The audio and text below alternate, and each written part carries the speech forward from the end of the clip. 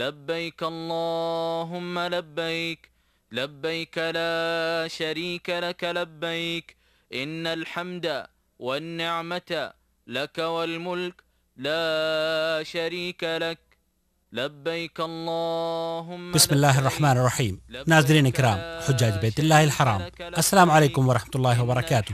رہنمائے حج عمرہ و زیارت مسجد نبی صلی اللہ علیہ وسلم، ہم آپ کی خدمت میں زیر نگرانی وزارت شؤون الاسلامی والاوقاف و دعوت و ارشاد مملکت سعودی عرب کے شعبہ مطبوعات و نشر کے تعاون سے پیش کرنے کی سعادت حاصل کر رہے ہیں.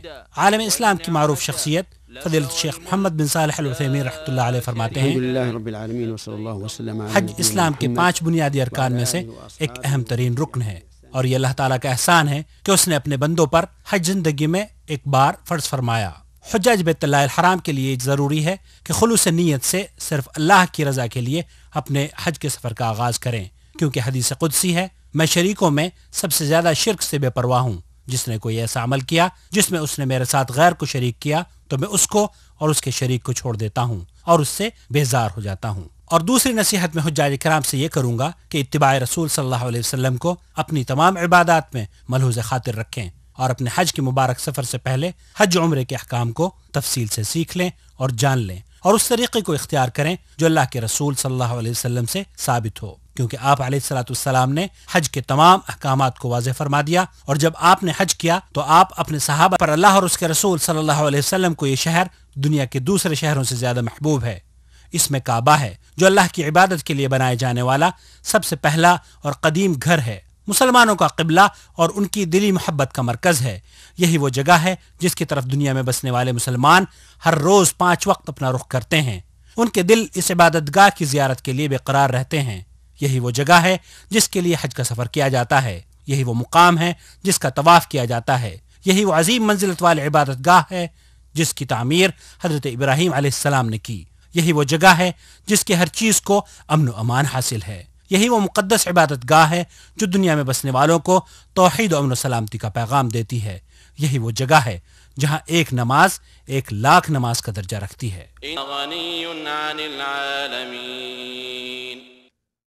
اللہ رب العالمین نے اس دنیا میں بسنے والوں کی گمراہی کے اندھیروں کو دور کرنے کے لیے اپنے آخری نبی محمد صلی اللہ علیہ وسلم پر دین اسلام جیسی عظیم نعمت کا نزول فرمایا، تاکہ آپ صلی اللہ علیہ وسلم جن و انس پر اس بات کو واضح فرما دیں کہ ان کی تخلیق کا مقصد اللہ رب العالمین کی عبادت ہے. فقد ثبت عن النبی صلی اللہ علیہ وسلم رسول اکرم صلی اللہ علیہ وسلم نے ارشاد فرمایا، اسلام کی بنیاد 5 چیزوں پر ہے: اس بات کی گواہی دینا کہ اللہ کے سوا کوئی معبود نہیں، اور یہ کہ محمد صلی اللہ علیہ وسلم اللہ کے آخری رسول ہیں، اور نماز قائم کرنا، زکوٰۃ دینا، رمضان کے روزے رکھنا، اور حج بیت اللہ. حج اسلام کے ارکان میں سے ایک اہم ترین رکن ہے، اور اس وقت تک ایک شخص کا اسلام مکمل نہیں ہوتا جب تک کہ صاحب استطاعت حج نہ کر لے. حج ہر اس مسلمان مرد و عورت پر زندگی میں ایک بار فرض ہے جو اس کی طاقت رکھتا ہو، اس کی طرف راستے کی استطاعت رکھتا ہو، عاقل ہو، بالغ ہو اور آزاد ہو. حج بیت اللہ کی ادائیگی کے لیے ہر سال دنیا کے تمام ممالک سے لاکھوں مسلمان اس مقدس زمین پر تشریف لاتے ہیں، اور حکومت خادم الحرمین شریفین ملک فہد بن عبدالعزیز حفظہ اللہ اس بات کا خاص خیال رکھتی ہے کہ حجاج بیت اللہ الحرام کو مملکت سعودی عرب کی روئے زمین پر ہر وہ چیز میسر ہو جس کی انہیں دوران قیام ضرورت ہو سکتی ہے. حکومت کے تمام شعبے اس اہم ترین فریضے کے لیے آئے ہوئے اللہ کے مہمانوں کی خدمات کے لیے ہمہ وقت تیار رہتے ہیں، اور حجاج کرام کی بہتر سے بہتر خدمت کو اپنا فرض عین سمجھتے ہوئے اسے پورا کرتے ہیں. ضیاف الرحمان کی اس روئے زمین پر آمد سے لے کر ان کی واپسی تک امن و سلامتی کے تمام تر وسائل پیش کیے جاتے ہیں. حکومت خادم الحرمین شریفین حفظہ اللہ کی جانب سے اے اللہ کے مہمانوں، آپ کے لیے، آپ کی راحت کے لیے تمام تر سہولتیں مہیا کی گئی ہیں. ان گنت پروجیکٹس آپ کے لیے کھول دیے گئے ہیں، لہذا ہم اس بلد الحرمین میں آپ کا خیر مقدم کرتے ہیں اور آپ سے درخواست کرتے ہیں کہ اپنے آرام اور سہولیات کے لیے ان چیزوں سے فائدہ اٹھانے میں بالکل تردد نہ کریں. ہم اس مقدس سرزمین پر آپ کو خوش آمدید کہتے ہیں. الحج اشہر معلومات فمن فرض فيهن الحج فلا رفث ولا فسوق ولا جدال في الحج وما تفعلوا من خير يعلمه الله وتزودوا فإن خير الزاد التقوى واتقون يا أولي الألباب. حجاج بیت اللہ الحرام کے لیے یہ جاننا ضروری ہے کہ حج کی 3 قسمیں مشروع ہیں، اور ہر حاجی کے لیے ضروری ہے کہ اسے اس بات کا بخوبی علم ہو کہ وہ حج کی کون سی قسم کے مطابق حج کر رہا ہے. حج کی وہ 3 قسمیں ہیں: حج تمتع، حج قران اور حج افراد.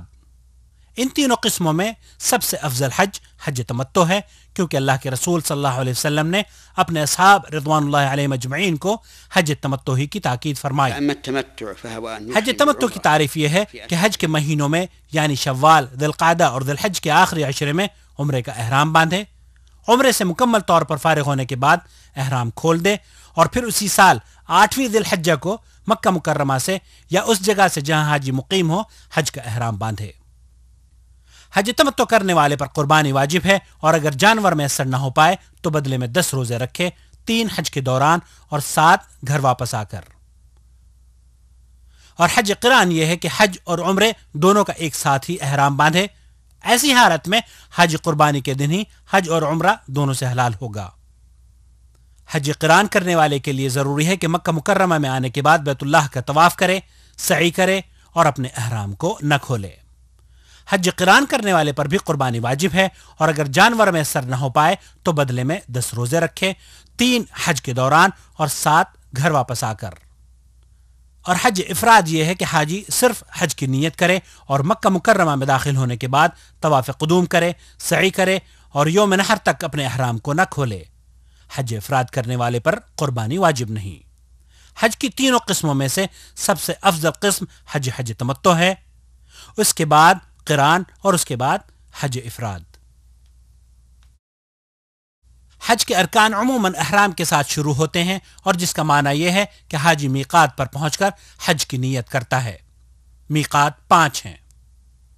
اللہ کے رسول صلی اللہ علیہ وسلم نے ان میقات کا تعین فرمایا ہے، اور حجاج کے لیے یہ ضروری ہے کہ ان میقات پر پہنچ کر اپنے حج عمرے کی نیت کرے اور احرام کو باندھے. اور وہ 5 میقات ہیں: ذوالحلیفہ، مدینے والوں کے لیے ذوالحلیفہ ہے اور آج کل ابیار علی سے احرام باندھا جاتا ہے. جحفہ، شام والوں کے لیے جحفہ ہے اور آج کل اس کے قریب رابغ نامی شہر سے احرام باندھا جاتا ہے. قرن المنازل، نجد والوں کے لیے قرن المنازل ہے، یہ مقام آج کل السیل الکبیر کے نام سے جانا جاتا ہے. یلملم، یمن والوں کے لیے یلملم ہے جو کہ السعدیہ کے نام سے مشہور ہے. ذات عرق، یہ اہل عراق یا اہل مشرق کا میقات ہے. مکہ مکرمہ کے لوگ مکہ سے ہی حج کا احرام باندھیں، اور اسی طرح اہل جدہ بھی جدہ ہی سے حج کا احرام باندھیں گے. لہذا حاجی اور معتمر کے لیے یہاں سے بغیر احرام کے گزر جانا جائز نہیں، اور جان بوجھ کر میقات سے بلا احرام باندھے. اگر کوئی شخص گزر جائے تو اس کے لیے ضروری ہے کہ وہ واپس اپنی میقات پر لوٹے اور احرام باندھے، اور ایسا نہ کرنے کی شکل میں اس پر دم واجب ہوگا، جسے جانور کی قربانی کی شکل میں حرم کی حدود میں ذبح کر کے فقراء مکہ پر تقسیم کرنا ہوگا.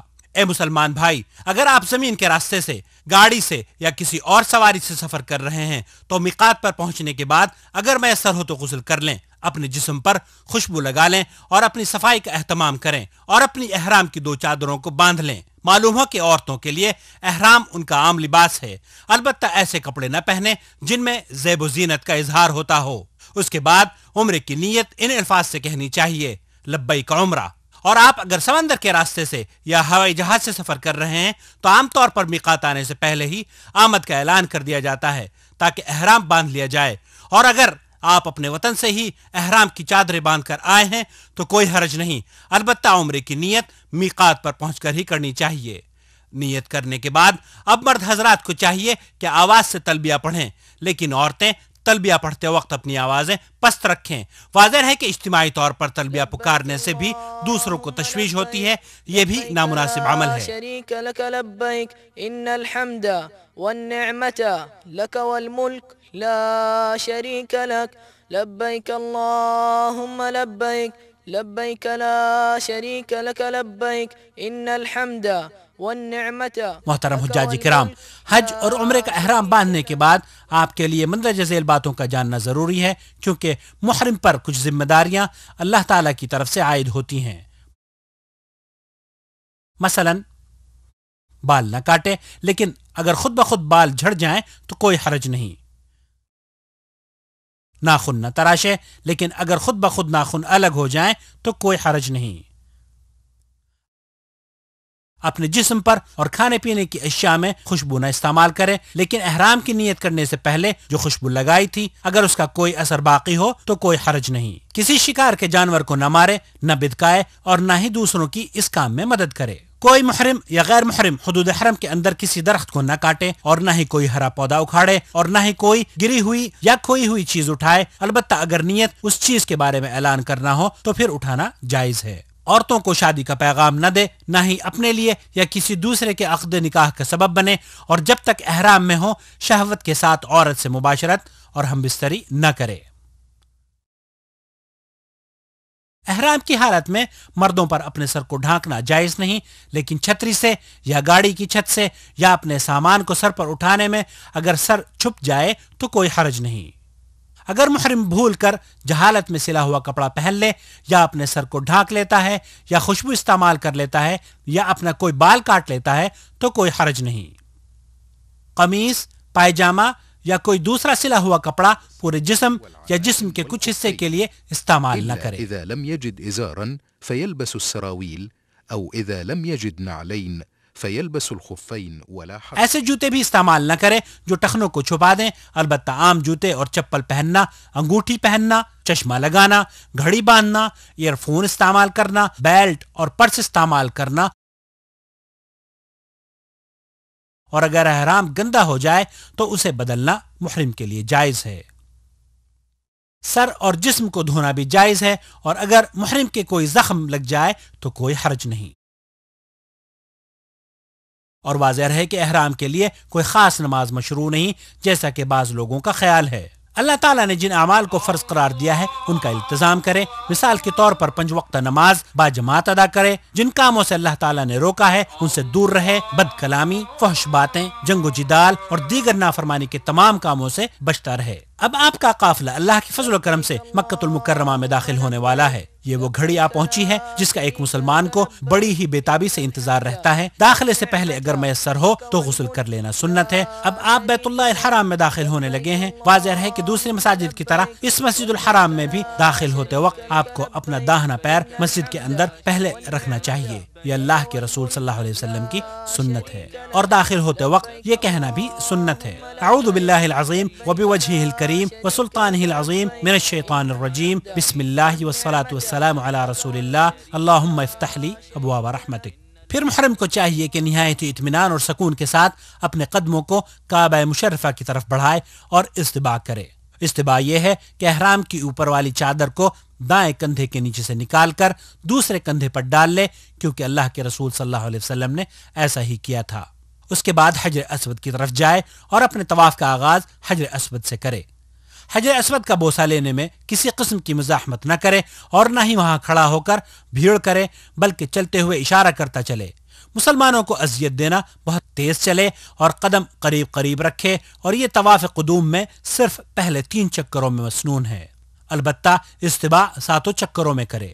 دوران طواف بعض حجاج کچھ غلطیاں کرتے ہیں، مثلا طواف کرتے وقت حتیم کے اندر سے گزر جاتے ہیں، یا مقام ابراہیم کو بیت اللہ کا حصہ تصور کرتے ہیں، جو غلط ہے۔ بذلك قد انقص من طوافه ويكون حينئذ قد طاف ببعض الكعبة۔ اسی طرح خانہ کعبہ کا استلام اور بسا اوقات اس کی تمام دیواروں کا استلام یا اس سے چمٹنا، واضح ہے کہ نبی کریم صلی اللہ علیہ وسلم نے حجر اسود اور رکن یمانی کے علاوہ خانہ کعبہ کے کسی بھی جز کا استلام نہیں کیا، لہذا عقیدت سے مقام ابراہیم اور بیت اللہ کی دیواروں کو چھونا بدعت ہے، اس کی کوئی اصل نہیں، اور اللہ کے رسول صلی اللہ علیہ وسلم نے ایسا نہیں کیا۔ طواف کے دوران ذکر و اذکار کرتے وقت آواز کو بلند نہیں کرنا چاہیے، کیونکہ اس طرح دوسرے طواف کرنے والوں کو تشویش ہوتی ہے۔ دوران طواف حتی الامکان کوشش کرنی چاہیے کہ عورتوں سے الگ رہیں۔ الحجر الأسود وعند مقام إبراهيم فيجب الابتعاد عن ذلك۔ اور جب طواف مکمل ہو جائے تو اپنے دونوں کندھوں کو چھپا لینا چاہیے۔ طواف پورا ہونے کے بعد اگر میسر ہو تو مقام ابراہیم پر 2 رکعت نماز پڑھے، اور اگر وہاں جگہ نہ مل پائے تو مزاحمت نہ کرے، بلکہ پورے حرم میں جہاں آسانی سے جگہ مل جائے وہیں نماز پڑھ لے۔ واضح رہے کہ نماز کو نبی کریم صلی اللہ علیہ وسلم کے طریقے کے مطابق ادا کرے، اور ان 2 رکعتوں میں پہلی رکعت میں سورہ فاتحہ کے بعد سورہ کافرون قل یا ایھا الکافرون اور دوسری میں سورہ اخلاص یعنی قل ھو اللہ احد پڑھنا سنت ہے، اور اگر کوئی دوسری صورتیں بھی ان میں پڑھ لے تو بھی جائز ہے۔ اس کے بعد دعا کرے اور پھر حجر اسود کا استلام کرے، اور اس کے بعد آب زمزم پیے اور صفا مروہ کے درمیان 7 چکر لگانے کے لیے کوہ صفا کی طرف نکل جائے، اس پر چڑھے یا اس کے قریب کھڑے ہو کر یہ دعا کرے ابدأ بما بدأ اللہ بہ، اور یہ آیت پڑھے ان الصفا والمروة من شعائر اللہ فمن حج البیت او اعتمر فلا جناح علیہ ان یطوف بہما ومن تطوع خیرا فإن اللہ شاکر علیم۔ اس کے بعد دونوں ہاتھ اٹھا کر دعا کرے، 3 دفعہ اللہ اکبر کہے اور اس دعا کو بھی 3 بار پڑھے۔ وكرر الدعاء لا إله إلا الله وحده لا شريك له له الملك وله الحمد وهو على كل شيء قدير لا إله إلا الله وحده أنجز وعده ونصر عبده وهزم الأحزاب وحده۔ اور اس کے بعد جو چاہے دعا کرے۔ واضح رہے یہاں تکبیر کہتے ہوئے ہاتھوں کو نہیں اٹھانا چاہیے جیسا کہ اکثر حجاج کرتے ہیں، ان کا یہ عمل غلط ہے۔ ولا يرفع يديه إلا إذا كان داعيا ولا يشير بهما عند التكبير فإن ذلك من الأخطاء الشائعة عند كثير من الحجاج والمعتمرين۔ اس کے بعد ذکر و اذکار یا دعائیں کرتے ہوئے مروہ کی طرف چلے، يدعو بما يتيسر له من الدعاء لنفسه وأهله وللمسلمين فإذا بلغ العلم اور جب سبز نشان پر پہنچے تو دوڑنا شروع کر دے یہاں تک کہ دوسرے سبز نشان تک پہنچ جائے، اور پھر آہستہ چلنا شروع کر دے۔ البتہ عورتیں کہیں بھی تیز نہ چلیں نہ دوڑیں۔ پھر وہ اوپر چڑھے یا اس کے پاس ٹھہرے اور وہی کرے جو صفا پر کیا تھا۔ تصل أخي الحاج إلى المروة فاستقبل الكعبة وقل ما قلته من الذكر عند صعود الصفا وادعو بما شئت۔ پھر مروہ سے اترے اور صفا کی طرف چلے، اور جب سبز نشان پر پہنچے تو پھر دوڑنا شروع کر دے، ورنہ باقی جگہوں پر آہستہ ہی چلنا چاہیے۔ صفا سے مروہ تک کا جانا 1 چکر ہوتا ہے، اور اسی طرح مروہ سے صفا کو آنا دوسرا چکر کہلاتا ہے۔ اس طرح سعی کے 7 چکر پورے کرے۔ من الصفا إلى المروة شوطا ورجوعك من المروة إلى محترم الصفا حجاج کرام، شوطا۔ سعی کرتے وقت اگر درمیان میں آپ تھکاوٹ محسوس کریں یا کسی مرض کی وجہ سے آپ پر صفا مروہ کے درمیان چلنے میں دشواری ہو تو آپ ویل چیئر کا استعمال کر سکتے ہیں، اور اگر طواف کے بعد عورت کو حیض یا نفاس شروع ہو جائے تو وہ اس حالت میں سعی کر سکتی ہے، کیونکہ سعی کے لیے طہارت شرط نہیں، اور بعض عورتوں کو دیکھا گیا ہے کہ وہ مردوں کے ساتھ تیز بھاگتی ہیں، انہیں ایسا نہیں کرنا چاہیے۔ اور جس وقت سعی مکمل ہو جائے تو متمتع پر ضروری ہے کہ پورے سل کے بال تراشے یا چھوٹے کروائے۔ حاجی کے لیے قصر یعنی چھوٹے کرانا افضل ہے، البتہ عورتیں اپنے تمام بالوں کو ایک جگہ جمع کر کے ان کے سرے 1 انچ کے برابر یا اپنی انگلی کے پورے کے برابر یا اس سے تھوڑا کم کاٹیں۔ یہ سب کچھ کرنے کے بعد اب عمرہ مکمل ہو چکا ہے، اور محرم کے لیے ہر وہ کام حلال ہے جو احرام کی وجہ سے ممنوع ہوا تھا۔ فضیلت الشیخ محمد بن صالح العثیمین رحمۃ اللہ علیہ فرماتے ہیں کہ معتمر کو چاہیے کہ احرام باندھنے کے بعد سے لے کر طواف شروع کرنے تک، اور حاجی کو حج کا احرام باندھنے سے لے کر 10 ذی الحجہ تک یعنی بڑے جمرے کو کنکریاں مارنے تک تلبیہ کثرت کے ساتھ پکارتا رہے۔ لبيك اللهم لبيك لبيك لا شريك لك لبيك إن الحمد والنعمة لك والملك لا شريك لك۔ 8 ذی الحجہ کا دن جسے یوم ترویہ کہا جاتا ہے۔ تمام حجاج کرام آج کے دن حج کا احرام باندھ کر اللہ کے رسول صلی اللہ علیہ وسلم کی سنت کے مطابق منا کی طرف روانہ ہوتے ہیں۔ بہتر یہ ہے کہ زوال سے پہلے منا کے لیے نکلیں اور راستے میں کثرت سے تلبیہ کہتے رہیں، اور منا میں ظہر، عصر، مغرب، عشاء اور فجر کی نمازیں ادا کریں۔ ان میں سے جو نمازیں 4 رکعت والی ہیں اس میں قصر کریں یعنی 2 رکعت پڑھیں۔ واضح رہے کہ یہ حکم تمام حجاج کے لیے عام ہے، مکہ والوں کے لیے بھی اسی طرح سے ہے جس طرح دور سے آئے ہوئے حاجیوں کے لیے ہے۔ حجاج کے لیے سنت یہ ہے کہ یہ وہ رات منا میں گزاریں، اور فجر کی نماز پڑھنے کے بعد اگلے دن یعنی 9 ذی الحجہ کو سورج طلوع ہونے کے بعد منا سے عرفات کے لیے تلبیہ پکارتے ہوئے اللہ کا ذکر کرتے ہوئے روانہ ہوں۔ 9 ذی الحجہ کا دن جسے یوم عرفہ کہا جاتا ہے، اس دن حجاج کرام میدان عرفہ کی طرف نکلتے ہیں۔ مسلمان اس دن طلوع شمس سے لے کر غروب آفتاب تک عرفات کے میدان میں ٹھہرتے ہیں۔ حجاج کرام، اس دن کی بڑی فضیلت احادیث مبارکہ میں بیان ہوئی ہے۔ یہ وہ دن ہے جس کے بارے میں نبی کریم صلی اللہ علیہ وسلم نے ارشاد فرمایا، الحج عرفہ، حج عرفہ کے دن کا نام ہے۔ مصنون یہ ہے کہ اگر میسر ہو تو حاجی وادی نمرہ میں رہے، ورنہ تو پورا میدان عرفہ ٹھہرنے کی جگہ ہے، اور متعدد مقامات پر ایسے سائن بورڈز بھی لگائے گئے ہیں جن میں حجاج کی سہولت کے لیے مقامات کی نشاندہی کر دی گئی ہے۔ محترم ضیوف الرحمان، اس دن جتنی بھی ہو سکے زیادہ سے زیادہ دعائیں مانگنی چاہیے۔ شاید کہ چند لمحات کی دعائیں پوری زندگی کی سیاہیوں کو دھو کر روشنی میں بدل دیں اور مصائب و آلام دور ہو جائیں۔ اس روز مسلمانان عالم کے لیے، اسلام کی سربلندی کے لیے، اپنے لیے، اپنے اقرباء اور اہل و عیال کے لیے دعائیں کرنی چاہیے۔ اور جب ظہر کا وقت ہو جاتا ہے تو امام صاحب خطبے کا آغاز کرتے ہیں۔ اس خطبے میں وہ امت مسلمہ کو واعظ و نصیحت کرتے ہیں اور مسلمانوں کو مذہبی تعصب سے دور رہنے اور اخوت اور بھائی چارگی کا سبق دیتے ہیں۔ اس روز ظہر کے وقت ایک اذان اور 2 تکبیروں کے ساتھ ظہر اور عصر کی 2 رکعتیں جمع کر کے پڑھنا سنت ہے۔ واضح رہے کہ جو حضرات میدان عرفات میں اپنے خیموں میں ظہر کے وقت ظہر اور عصر کے وقت عصر کی نمازیں پڑھتے ہیں، ان کا یہ عمل سنت کے خلاف ہے۔ حجاج چاہے مکہ سے آئے ہوں یا بیرون ممالک سے، تمام کے لیے یہاں نماز قصر اور جمع پڑھنا سنت ہے۔ بہت سے حجاج کو دیکھا گیا ہے کہ غروب آفتاب سے پہلے عرفات کے میدان کو چھوڑ دیتے ہیں، ان کا یہ عمل بھی سنت کے خلاف ہے۔ وهذا غير جائز لأنه مخالف لفعل النبي صلى الله عليه وسلم۔ بعض لوگ جبل عرفات کی چوٹی تک پہنچنے کی کوشش کرتے ہیں، دھکا پیلی کرتے ہیں، دوسروں کو ایذا رسانی کا سبب بنتے ہیں۔ واضح رہے کہ چوٹی پر چڑھ کر وہاں نماز پڑھنے اور اسے عقیدت سے چھونے کی کوئی دلیل نہیں، یہ اعمال بدعت ہیں۔ بعض لوگوں کو دیکھا گیا ہے کہ دعا کرتے وقت جبل عرفہ کی طرف رخ کرتے ہیں، ان کا یہ عمل بھی سنت کے خلاف ہے، اور سنت قبل رخ ہو کر دعا کرنا ہے۔ اللهم إني أعوذ بك من الكفر والفقر ومن عذاب القبر لا إله إلا أنت اللهم أنت ربي لا إله إلا أنت خلقتني وأنا عبدك وأنا على عهدك ووعدك ما استطعت أعوذ بك من شر ما صنعت وأبوء لك بنعمتك علي وأبوء بذنبي فاغفر لي إنه لا يغفر الذنوب إلا أنت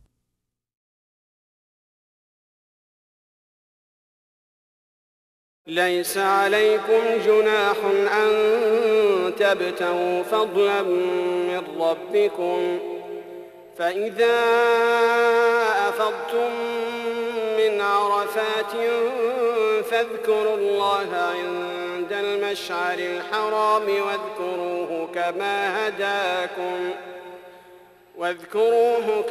هداكم وإن كنتم من قبله لمن الضالين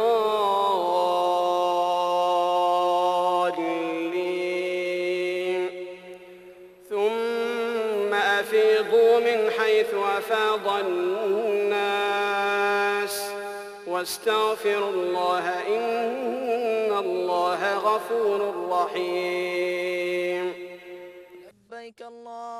مزدلفہ 9 ذی الحجہ کو سورج غروب ہو جانے کے بعد حجاج اکرام کے قافلے اللہ کا ذکر کرتے ہوئے مزدلفہ کی طرف روانہ ہوتے ہیں تاکہ وہاں پہنچ کر مغرب کی 3 رکعت اور عشاء کی 2 رکعت اکٹھی ایک اذان اور 2 اقامتوں کے ساتھ پڑھیں اور وہیں پر قیام کریں۔ إن الحمد والنعمة لك والملك لا شريك بعد حجاج کو دیکھا گیا ہے کہ وہ مغرب اور عشاء کی نماز کی پرواہ کیے بغیر سیدھے مزدلفہ میں داخل ہوتے ہی کنکریاں جمع کرنی شروع کر دیتے ہیں۔ واضح ہے یہ جائز نہیں بلکہ نماز کی ادائیگی زیادہ ضروری امر ہے۔ یہ سمجھنا بھی غلط ہے کہ کنکریاں صرف مزدلفہ سے ہی لینی چاہیے۔ صحیح مسئلہ یہ ہے کہ کنکریاں حدود حرم میں کہیں سے بھی لی جا سکتی ہیں۔ اور سنت یہ ہے کہ حاجی مزدلفہ میں رات کا قیام کرے، البتہ کمزور عورتیں اور بچے وغیرہ رات کے آخری حصے میں بھی منا کے لیے روانہ ہو سکتے ہیں، اور دوسرے حجاج کو چاہیے کہ فجر کی نماز پڑھنے کے بعد مشعر حرام کے قریب قبلہ رخ کھڑے ہو کر کثرت سے ذکر و اذکار کریں، دعائیں کریں اور اللہ کا شکر ادا کریں۔ اس کے بعد 7 کنکریاں بڑے جمرے یعنی جمرہ عقبہ کے لیے چنیں اور باقی ایام کی کنکریاں منا ہی سے جمع کرے۔ کنکریوں کو دھونے کی کوئی اصل نہیں، یہ بدعت ہے۔ اس کے بعد سورج طلوع ہونے سے پہلے حجاج کو چاہیے کہ تلبیہ پکارتے ہوئے، اللہ کا شکر بجا لاتے ہوئے، اپنی زبان کو ذکر میں مصروف رکھتے ہوئے منا کی طرف روانہ ہوں، اور جب منا پہنچیں تو کوشش یہ ہو کہ جمرہ عقبہ کی طرف روانہ ہوں، اور جب جمرہ عقبہ کے پاس پہنچ جائیں تو لبیک پکارنا بند کر دیں۔ اس کے بعد وہاں پہنچتے ہی مسلسل ایک ایک کر کے 7 کنکریاں اس کو ماریں، اور ہر کنکری پھینکتے وقت اللہ اکبر کہہ کر پھینکنا سنت ہے۔ جمرة العقبة يتوقف عن التلبية ثم يرمي جمرة العقبة ب7 حصيات متعاقبات ويكبر مع كل حصاد۔ اگر ترتیب آگے پیچھے بھی ہو جاتی ہے تو کوئی حرج نہیں، کیونکہ اللہ کے رسول صلی اللہ علیہ وسلم نے اس موقع پر ایسے لوگوں سے جن کی ترتیب بدل گئی تھی یہی فرمایا تھا کہ افعل ولا حرج، یعنی کرتے جاؤ کوئی حرج نہیں۔ 10 ذی الحجہ یعنی عید الاضحیٰ کا دن،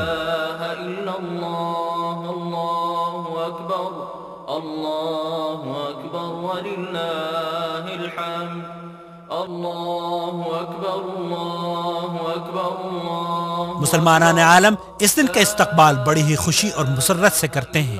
اس دن یعنی 10 ذی الحجہ کو پوری دنیا کے مسلمان، خاص طور پر حجاج کرام، اپنے جانوروں کی قربانی کے نذرانے بارگاہ الہی میں بطور شکرانہ اور سنت ابراہیمی پر عمل کرتے ہوئے پیش کرتے ہیں۔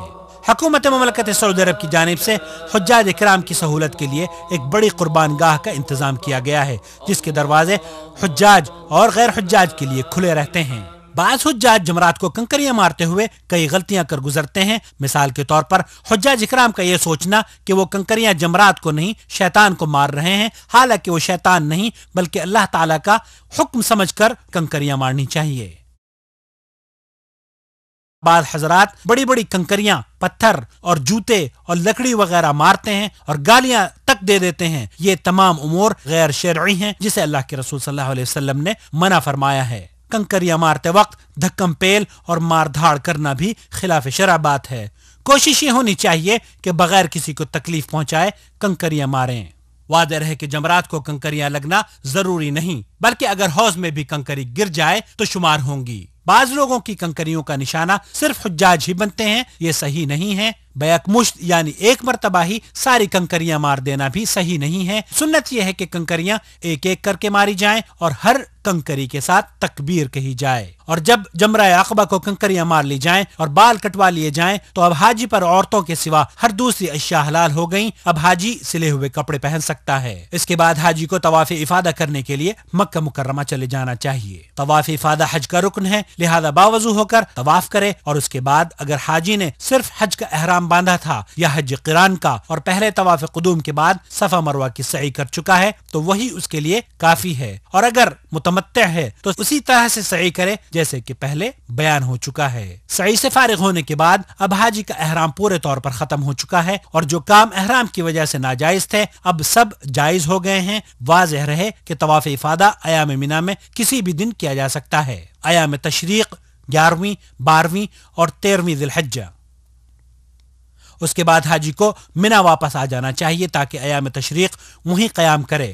اب جو شخص 2 راتیں گزار کر واپس آنا چاہے اس کے لیے اللہ تعالیٰ نے اجازت عطا فرمائی ہے۔ واذكروا الله في أيام معدودات فمن تعجل في يومين فلا إثم عليه ومن تأخر فلا إثم عليه لمن اتقى واتقوا الله واعلموا أنكم إليه تحشرون۔ اور حجاج کرام پر ایام تشریق میں واجب ہے کہ سورج ڈھلنے کے بعد یعنی زوال کے بعد پہلے چھوٹے جمرے کو 7 کنکریاں مارے اور پھر جمرہ درمیانی کو بھی 7 کنکریاں مارے اور ہر کنکر پر اللہ اکبر کہتا رہے۔ اور سنت یہ ہے کہ چھوٹے جمرے کو کنکریاں مارنے کے بعد دعا مانگی جائے اور اسی طرح درمیانی جمرے کو بھی کنکریاں مارنے کے بعد قبلہ رخ ہو کر دعا کرنی چاہیے۔ البتہ جمرہ عقبہ جو آخری ہے اس کو کنکریاں مارنے کے بعد دعا کے لیے نہ کھڑا ہوا جائے، اس لیے کہ اللہ کے رسول صلی اللہ علیہ وسلم نے اس کے پاس دعا نہیں کی تھی۔ دوسرے دن بھی زوال سورج کے بعد حجاج کے لیے ضروری ہے کہ تینوں جمرات کو اسی طرح کنکریاں مارے اور اگر جلدی ہو تو غروب آفتاب سے پہلے مکہ کے لیے نکل جائے۔ اگر جلدی نہیں تو رات مینا میں گزارے اور تیسرے دن زوال آفتاب کے بعد تینوں جمرات کو کنکریاں مارے اور پھر مکہ مکرمہ کے لیے نکل جائے اور جب گھر واپس لوٹنے کا ارادہ کرے تو طواف وداع کرے۔ طواف وداع۔ حجاج کرام، ایک بار پھر آپ کا قافلہ مکہ المکرمہ میں حج کے احکامات کو پورا کرتا ہوا لوٹ آیا ہے۔ یہاں آپ کو بیت اللہ کو چھوڑ کر جانے سے پہلے طواف وداع کرنا ہے۔ رسول اکرم صلی اللہ علیہ وسلم کا فرمان ہے کہ کوئی شخص بھی اس وقت تک مکہ چھوڑ کر اپنے وطن نہ جائے جب تک کہ وہ بیت اللہ کا طواف نہ کر لے۔ رواہ مسلم۔ امتثالا لأمره صلى الله عليه وسلم الذي قال لا ينفرن أحدكم حتى يكون آخر عهده بالبيت۔ لیکن حائضہ اور نفاس والی عورت کے لیے رخصت ہے۔ واضح ہے کہ طواف وداع کے بعد پچھلے قدموں باہر آنا قطعاً جائز نہیں۔ اس کے ساتھ ہی حج مکمل ہو گیا، فللہ الحمد۔ اب آپ مدینہ طیبہ جانا چاہیں تو ضرور جائیں، لیکن واضح ہے کہ حج کے احکام میں اس کا کوئی دخل نہیں۔ مدینہ الرسول صلی اللہ علیہ وسلم میں مسجد نبوی کی زیارت کے احکام۔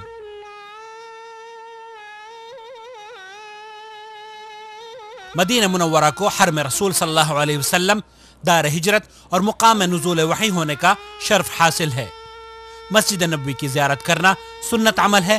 دنیا میں صرف 3 ایسی بابرکت جگہیں ہیں جن کی طرف سفر کرنا مشروع ہے: بیت اللہ الحرام، مسجد نبوی اور بیت المقدس، کیونکہ اللہ کے رسول صلی اللہ علیہ وسلم نے فرمایا ہے کہ صرف 3 مساجد کی طرف ثواب کی نیت سے رخت سفر باندھا جا سکتا ہے، ایک مسجد حرام کی طرف، دوسرے مسجد نبوی کی طرف اور تیسرے مسجد اقصی کی طرف۔ یہاں اس بات کی مزید وضاحت کر دینا زیادہ بہتر ہوگا کہ ان اعمال کا حج کے اعمال سے کوئی تعلق نہیں، لیکن چونکہ اللہ تعالیٰ نے حجاج کرام کو یہ موقع عنایت فرمایا کہ وہ بلد الحرمین شریفین میں حاضر ہوں تو ان کے لیے یہ سنہری موقع ہے کہ مسجد نبوی صلی اللہ علیہ وسلم کی زیارت بھی کرتے چلیں، یہاں نمازیں پڑھ لیں، کیونکہ اس مسجد میں نماز پڑھنے کا ثواب باقی تمام مساجد سے 1000 درجہ زیادہ ملتا ہے، سوائے مسجد الحرام کے، کیونکہ اس میں ایک نماز کا ثواب 1,00,000 نماز کے ثواب کے برابر ہے۔ ب100,000 صلاة ثم ليسلم على رسول الله صلى الله عليه وسلم۔ اور جب آپ مسجد نبوی میں تشریف لائیں تو داخل ہوتے وقت دایاں پیر پہلے داخل کریں اور یہ دعا پڑھیں جو کہ دوسری مساجد کے داخلے کے وقت بھی پڑھی جاتی ہے: اعوذ باللہ العظیم وبوجہہ الکریم وسلطانہ القدیم من الشیطان الرجیم، بسم اللہ والصلاة والسلام علی رسول اللہ، اللہم افتح لی ابواب رحمتک۔ مسجد نبوی میں داخل ہونے کے بعد تحیت المسجد کی 2 رکعتیں پڑھنا سنت ہے، کیونکہ اللہ کے رسول صلی اللہ علیہ وسلم نے فرمایا ہے کہ جب تم میں سے کوئی شخص مسجد میں داخل ہو تو اس وقت تک نہ بیٹھے جب تک 2 رکعتیں نہ پڑھ لے۔ واضح ہے کہ نماز کی زبان سے نیت کرنا بدعت ہے۔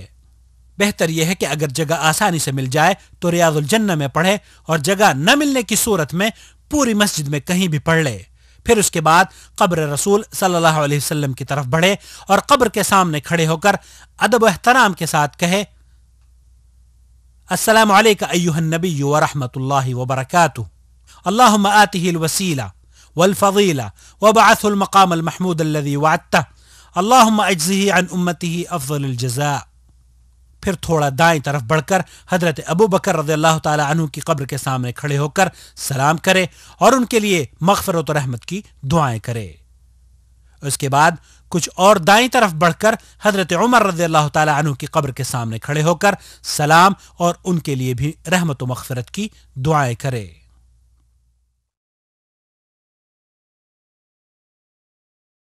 بعض لوگوں کو دیکھا گیا ہے کہ زیارت قبر رسول صلی اللہ علیہ وسلم کے وقت دیواروں اور لوہے کی سلاخوں پر ہاتھ پھیرتے ہیں، کھڑکیوں میں برکت حاصل کرنے کے لیے دھاگے وغیرہ باندھتے ہیں اور دعا کے وقت قبلے کی بجائے قبر کی طرف رخ کرتے ہیں۔ یہ تمام اعمال جائز نہیں، خرافات ہیں۔ صحیح بات یہ ہے کہ آدمی دعا کے وقت قبلہ رخ کھڑا ہو۔ اب زائر کو چاہیے کہ بقیع کے قبرستان کی زیارت بھی کرے، جہاں بڑے بڑے جلیل القدر صحابہ رضوان اللہ علیہم اجمعین مدفون ہیں، جہاں حضرت عثمان ابن عفان رضی اللہ تعالی عنہ مدفون ہیں۔ شہداء احد کی قبروں کی زیارت بھی کرے، جہاں سید الشہداء حضرت حمزہ رضی اللہ تعالی عنہ مدفون ہیں۔ قبروں کی زیارت کے وقت مردوں سے اپنی حاجت طلب کرنا، قبروں سے تبرک حاصل کرنا اور فوت شدگان سے وسیلہ طلب کرنا، یہ سب بڑی خطرناک غلطیاں ہیں۔ قبرستان میں جا کر وہی سلام پڑھنا چاہیے جو اللہ کے رسول صلی اللہ علیہ وسلم نے امت مسلمہ کو سکھایا ہے۔ السلام علیکم یا اہل الدیار من المؤمنین ہوگا جن کا شریعت میں ثبوت موجود ہے۔ واضح ہے کہ 40 نمازوں کی ادائیگی کا ثبوت بھی قرآن و سنت میں نہیں ملتا۔ اخیر میں فضیلت شیخ محمد بن صالح العثیمین رحمۃ اللہ علیہ فرماتے ہیں کہ حاجی کو اپنے وطن لوٹ کر گناہوں کی طرف نہیں لوٹنا چاہیے، اور جب جب معصیت اور گناہ کی طرف دل مائل ہو تو اسے چاہیے کہ اپنے حج کے ایام کی یاد کو تازہ کر لے۔ ایسا کرنے سے اس کی یہ سنہری یادیں انشاءاللہ تعالی اسے معصیت اور گناہوں سے دور رہنے میں معاون و مددگار ثابت ہوں گی۔ اللہ تعالیٰ سے دعا ہے کہ آپ کے حج کو حج مبرور بنا دے، قابل قدر سعی و محنت اور معاف کیا ہوا گناہ بنا دے۔ اپنے بھائی محمد عاقل کو اجازت دیجیے۔ اس کی پروڈکشن سید محمد عبد الکریم اور زیر نگرانی الاستاذ علی موسیٰ کے تعاون سے عمل میں آئی ہے۔ والسلام علیکم ورحمۃ اللہ وبرکاتہ۔